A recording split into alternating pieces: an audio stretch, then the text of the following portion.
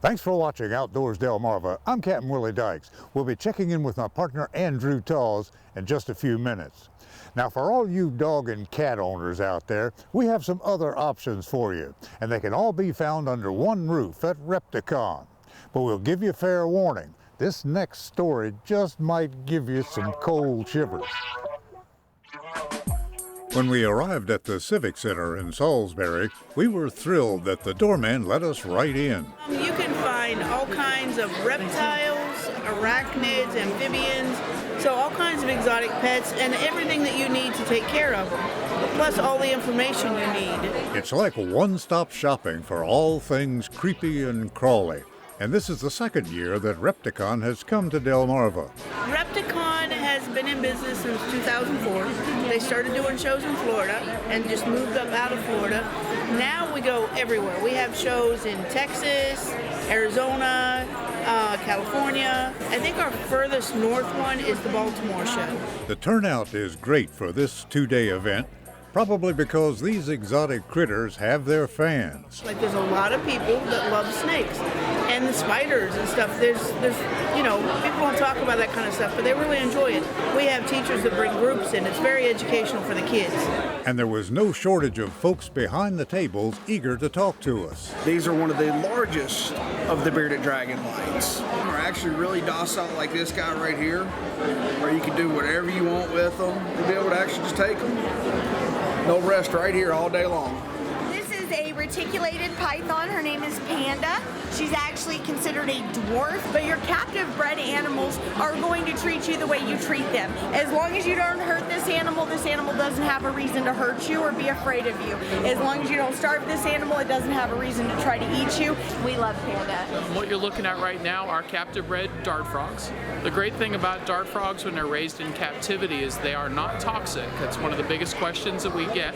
The frogs that we work with are usually found in the tropic belts around the planet. Most of the ones that you consider dart frogs are going to be found from Costa Rica down to Peru, and we do have species that you can be found in most of the countries in between that range. These are Halloween moon crabs. They come from Cuba. They're not aquatic. They live mainly in like the foresty areas. They're going to be eating any kind of vegetation. They're actually scavengers, so they'll really eat anything, but we like to feed them fresh veggies and hermit crab food. They can definitely pinch because they have the claws for it, but they don't pinch that hard with my experience with them. There was even a mammal or two. Okay, now what is this thing right here? That's not a reptile. Sugar glider. That's a sugar glider. What makes them good pets? Because they like to be handled and played with. You can carry them around in a pouch, and they bond with you. Once they bond with you, they'll just stay on you. You can take them everywhere. Kind of makes these guinea pigs look downright square. We supply rodents for snakes as their food source. Even the food for all these critters is unusual. We supply insects for bearded dragons, geckos, different reptiles, and that's our concern, that you have good quality food and that we take care of you so that you can have a happy animal.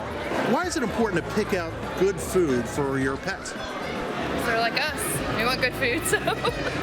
Now, we've heard of designer handbags, but have you ever heard of designer snakes? So we specialize in ball python morphs. That's mainly all we breed. One of our favorite genes that we work with is orange dream and chocolate. The gene combinations that we can do with ball pythons, we're pretty much mad scientists. This is probably one of my favorite combinations. I really love what the orange dream adds to the pied. It brings out all those bright orange colors. So this is a combination of the orange dream gene and a disco gene.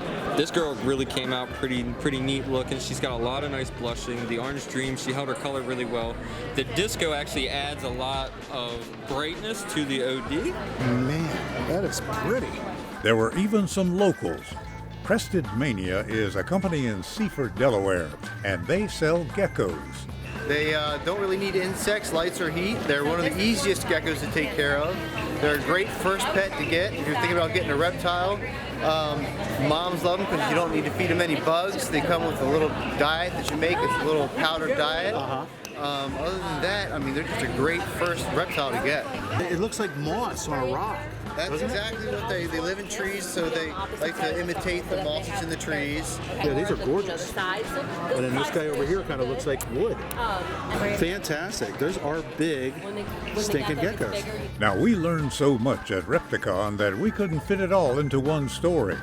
And we'll have more from this unique event in future episodes. So if you promise to keep on watching, we'll promise to keep the nightmares coming.